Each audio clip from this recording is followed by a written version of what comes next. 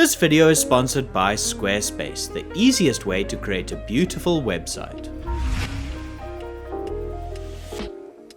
Behind every beautifully framed shot, fluid camera movement, and perfectly timed focus pull, there's an entire team executing technical tasks to make it happen, who often go unnoticed.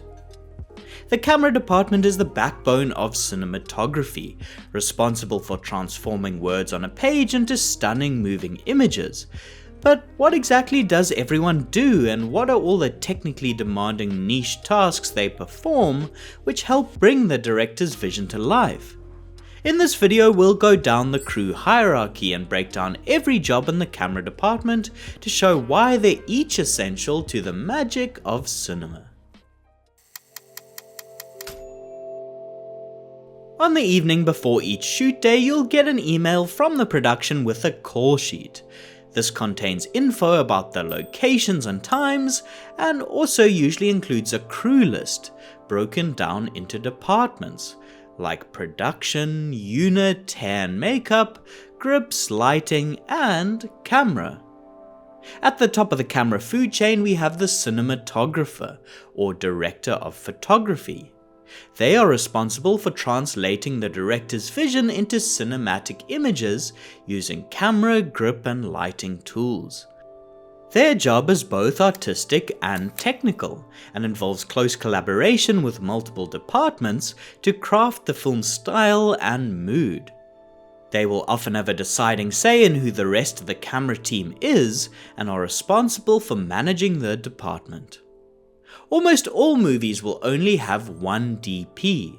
However, some massive productions which have multiple units or crews who shoot alongside the main unit to speed up filming may have their own DP. In this case, there will be a DP who oversees the whole project, and a second unit DP who is the DP for their unit under the direction of the main DP. Next in line we have the camera operator. It's their job to frame each shot and move the camera by panning or tilting, which they'll either do on a tripod head or sometimes a remote head operated by wheels or a joystick. They may also be responsible for exposing their camera by adjusting the aperture and other settings, and also selecting what focal length lens they want to use. In most productions, the camera operating will be done by the DP. However, movies that shoot with multiple cameras at the same time will have to hire an operator for each camera. Operators usually have lots of experience in the camera department and may also work as a DP in their own right. There are also certain types of camera operation which require a specialist crew member, such as a Steadicam Operator, gimbal technician, or a drone operator.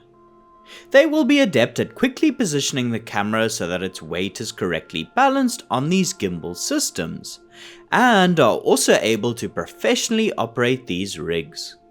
In the case of Steadicam, this will require attending specialist operating courses. On a long-form job with multiple cameras, these specialist operators may double up as a general camera operator as well. For example, on a movie with an A and a B camera, the DP may operate the A camera, while the B camera is either operated in studio mode or as a Steadicam by the same crew member. A focus puller, also called a first assistant camera or first AC, is primarily responsible for adjusting the lens's focus in real time to keep the subject crisp, especially when either the camera or the subject moves. They do this by using a follow focus system, which is usually wireless and can be adjusted remotely using a handset. Focus pullers are also responsible for building the camera, by assembling various accessories such as monitors, matte boxes, filters, or focus aids, and customizing how these are placed depending on the type of rig the camera is used with. Since they're dealing with electronics, which are prone to malfunction from time to time, they are also tasked with troubleshooting any technical difficulties with equipment which may arise on set. This video was made possible by our sponsor Squarespace.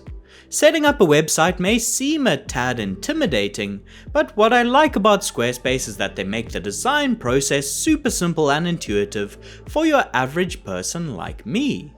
You can build a beautiful personalized site by selecting options recommended for you by their Blueprint AI. You can easily integrate your video work into libraries or organize images from your portfolio into galleries. Check out squarespace.com for a free trial, and when you're ready to launch your site, go to squarespace.com/indepthcine to save 10% off your first purchase of a website or domain. Since managing all this camera gear and ensuring none of it gets misplaced is quite a big job, a first AC will have their own assistant, called a second AC, to help them run the camera. Another title for this job is the clapper loader, named after the two primary functions associated with the role. Clapper refers to the clapperboard or slate, which second ACs are responsible for marking up and clapping before every shot to label them and synchronize the footage with the sound, which are recorded separately and later re-linked in post.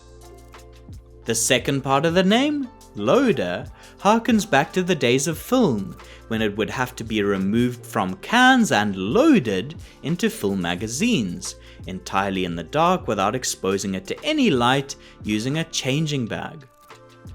On bigger jobs that shoot on film, there may be a dedicated film loader or darkroom loader, whose job it is to manage and load the film into magazines so that the second AC can be present on set to help the first AC and do the slate. Nowadays, second ACs mainly load cards into the camera, which record media digitally, and then pass these cards onto the DIT or data wrangler to be captured onto hard drives.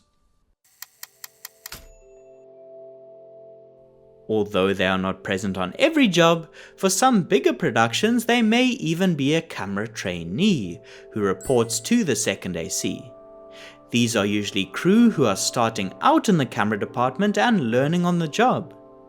They'll situate themselves in the camera truck and perform more menial tasks like charging and distributing camera batteries, making coffee, and cleaning and managing the gear.